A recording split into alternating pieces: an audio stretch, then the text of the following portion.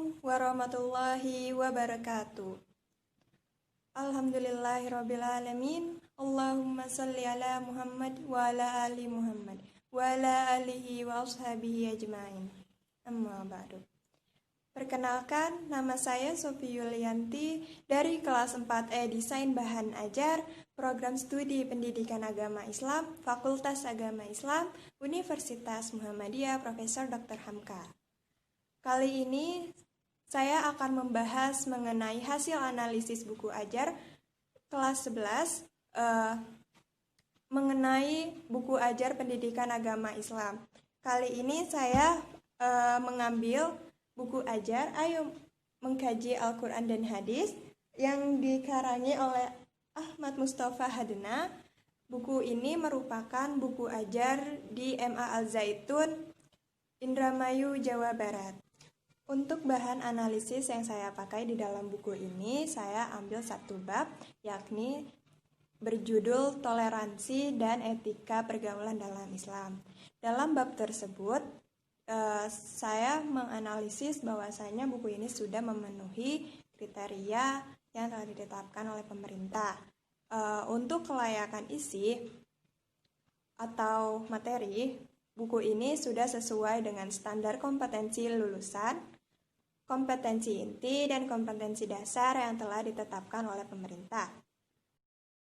Di mana dalam buku ini sudah mencakup ketiga aspek, yaitu sikap, pengetahuan, dan keterampilan.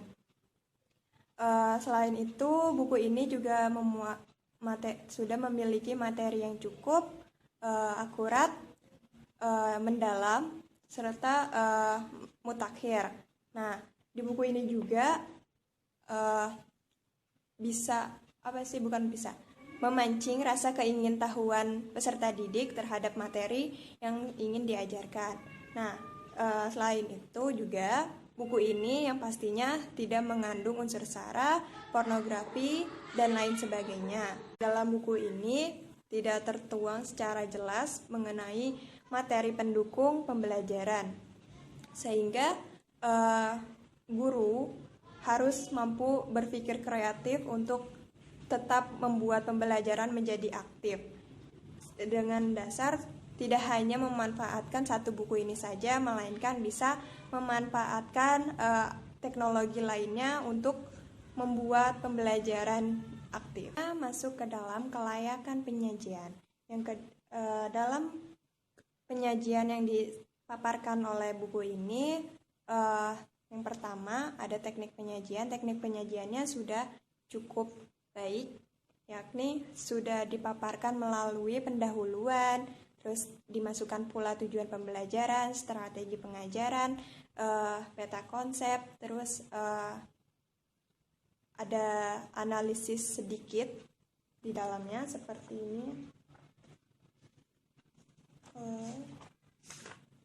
Seperti ini.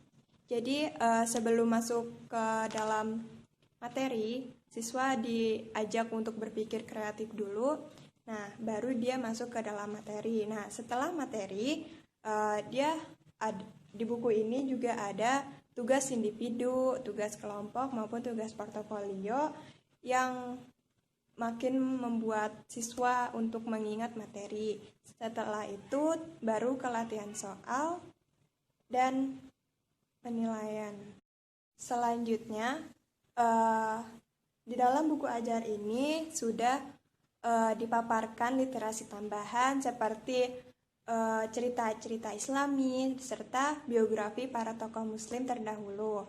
Namun, di dalam buku ajar ini tidak disertakan pula kolom-kolom yang berisikan tentang interaksi antara orang tua dengan guru. Mungkin memang pada dasarnya setiap buku ajar itu memang tidak terdapat interaksi guru dengan orang tua. Tapi sebenarnya interaksi antara orang tua dengan guru itu sangat diperlukan. Hal ini bertujuan untuk agar orang tua tersebut dapat mengetahui dan memantau perkembangan belajar anak. Selanjutnya masuk ke materi ketiga, yaitu kelayakan bahasa. dalam materi yang saya ambil dan secara keseluruhan, buku ini sudah menggunakan ejaan yang disempurnakan. Nah, selain itu sudah sesuai dalam penggunaan istilah, simbol, ikon, dan menggunakan bahasa yang sederhana, lugas, dan dapat dipahami oleh siswa. Serta materi yang disampaikan itu dinilai sangat dialogis dan interaktif. Dan terakhir, mengenai kelayakan kegrafikan, menurut saya ini sudah sesuai, di mana dari bentuk sampul buku hingga ukuran buku, kemudian dari tipografi atau tata letak dan seni percetakannya sudah sesuai. Terakhir, dari hasil analisis yang saya dapatkan dari buku ajar ini, sejauh ini buku Ayo Mengkaji Al-Quran dan Hadis untuk Madrasah Aliyah kelas 11 karangan Ahmad Mustafa Handa sejauh ini sudah cukup baik, karena buku ini sudah memenuhi keempat kelayakan yang tadi sudah saya sebutkan, seperti kelayakan isi atau materi yang mencakup kesesuaian SKL, KI, KD sesuai dengan kurikulum saat ini, serta setelah memenuhi kelayakan penyajian seperti isi materi, kedalaman materi yang sudah terdapat di dalam buku ini, serta keakuratannya. Kemudian ada kelayakan bahasa. Dari materi yang disampaikan di dalam buku ini sudah menggunakan bahasa ejaan yang disempurnakan, bahasa sederhana yang mudah dipahami oleh peserta didik.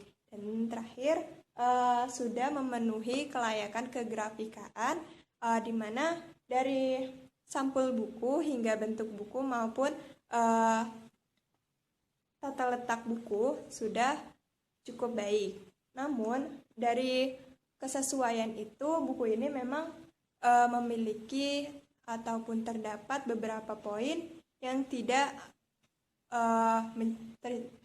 ada di dalam buku ini. Salah satunya itu buku ini saya rasa materi yang disampaikan ini tidak cukup luas, karena di dalamnya tidak ditambahkan pula contoh-contoh yang saat ini sedang terjadi di zaman sekarang. Yang kedua, di buku ini juga tidak ada pembelajaran yang interaktif antara orang tua dengan guru. Mungkin memang pada dasarnya interaksi antara orang tua dan guru itu memang tidak ada di buku ajar, namun sejatinya interaksi antara orang tua dan guru itu sangat diperlukan guna agar orang tua tersebut dapat mengetahui dan memantau perkembangan belajar anak. Terakhir, buku ini memang sudah cukup baik dalam segi penyusunannya, bentuknya maupun isi dari materinya ini sudah cukup baik dan sesuai dengan kurikulum yang ada. Namun perlu diingat bahwasanya seorang guru tidak bisa hanya berpatokan kepada satu buku atau satu bahan ajar saja, melainkan ia harus menggunakan berbagai macam teknologi pendidikan guna membuat pembelajaran menjadi aktif. Baik, cukup sekian dari pemaparan hasil analisis buku Al-Quran Hadis ini. Sekian dari saya, mohon maaf bila banyak kekurangan. Kafaitu kalami, billahi taufiq wal hidayah. Wassalamualaikum warahmatullahi wabarakatuh.